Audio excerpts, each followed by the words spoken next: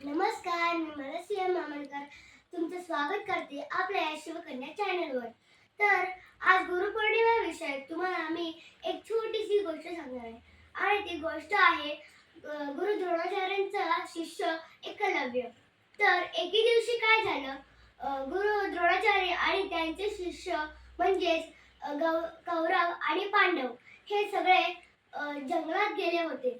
तर थोडं पुढे गेल्यानंतर त्यांच्या समोर एक कुत्रा आला आणि तो जो त्या सगळ्या मंडळीला पाहून जोर जोरात भुंकू लागला. आणि नंतर थोड्या वेळ तिथे सर सर बाण येऊन त्याचं तोंड जखडलं गेलं. आणि त्यामुळे द्रोणाचार्यांना वाटलं की अरे बापरे, ह्याचं तोंड तर खूप जखमी झालं असेल. म्हणून हे पाहण्यासाठी त्या कुत्र्याजवळ गेले आणि हळूहळू ते बाळ काढू लागले. आणि ते पाहिल्यानंतर गुरु द्रोणाचार्य आणि त्यांचे शिष्य सुद्धा आश्चर्यचकित झाले, कारण की त्या कुत्र्याच्या तोंडाला एवढीशी सुद्धा जखम झाली नव्हती. आणि मग ते इकडे तिकडे बघू लागले, कोणी सोडले हे बाळ, कोण आहे तो. तर तेवढाच आवाज आला, मी मी आहे तो. तर आणि नंतर त्यांच्या समोर एक तरुण येऊन उभा राहिला.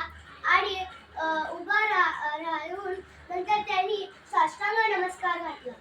तर तर गुरुजी बोलले, अरे तू कोण आहेस, उठ बघू, कोण आहेस तू, कुठून आलायस. तर एकलव्य बोलला, मी एकलव्य, गुरुजी मी एकलव्य, मी इथे राहतो. इथे आमचं बिल्ल्यांचं राज्य आहे आणि या बिल्ल्यांचे राजे माझे वडील आहेत आणि आम्ही इथेच राहतो. तर गुरुजी बोलले, तू जेव्हा बाण सोडलेस कुत्र्याच्या तोंडात तेव्हा तर आम्ही पाहिलं नाही, तर कुठून शिकलास ही धनुर्विद्या. तर त्याच्यावर एकलव्य बोलला की गुरुजी, मी जेव्हा लहान होतो तेव्हा मी माझ्या वडिलांकडे हट्ट धरला का मला धनुर्धारी बनवायचे, मला धनुर्विद्या शिकायची. आणि तेव्हा आम्ही तुमच्याकडे आलेलो.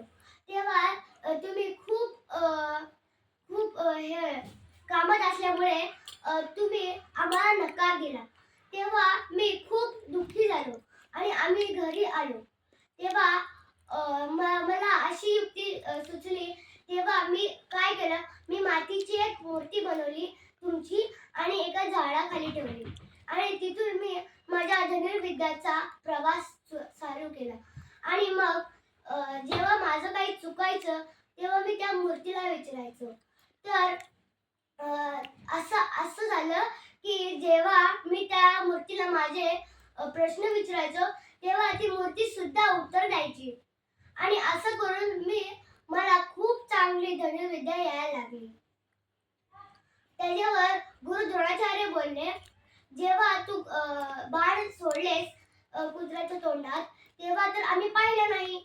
आता तू आम्हाला असा पराक्रम करून दाखव की ती आम्हाला समजेल का तू खरंच खूप चांगला धनुर्विद्या, त्यामुळे आम्हाला समजेल का तू खूप चांगला धनुर्धारी आहेस. म्हणून एकलव्याने त्याची धनुष्यबाण उचलला आणि तो असा मारला की ते जिथे फुलं होती ती अशी एक एक गवत गेली. आणि शेवटी गुरु द्रोणाच्या मूर्तीच्या पायापाशी जाऊन पडली. तर त्याच्यावर गुरु द्रोणाचार्य बोलले, बघा शिष्य असावा तर असा की बघा त्याच्यासोबत गुरुजी सुद्धा नव्हते, म्हणजे मी सुद्धा नव्हतो, तरी तो इतकी चांगली धनुर्विद्या शिकलाय. तर बघा आपण पण त्याच्याकडून, त्याच्यासमोर गुरुजी सुद्धा नसताना त्यांनी एवढा चांगला सराव केला, त्यांनी एवढे कष्ट केले, त्यामुळे तो इतका चांगला धनुर्धारी बनू शकला. आपण पण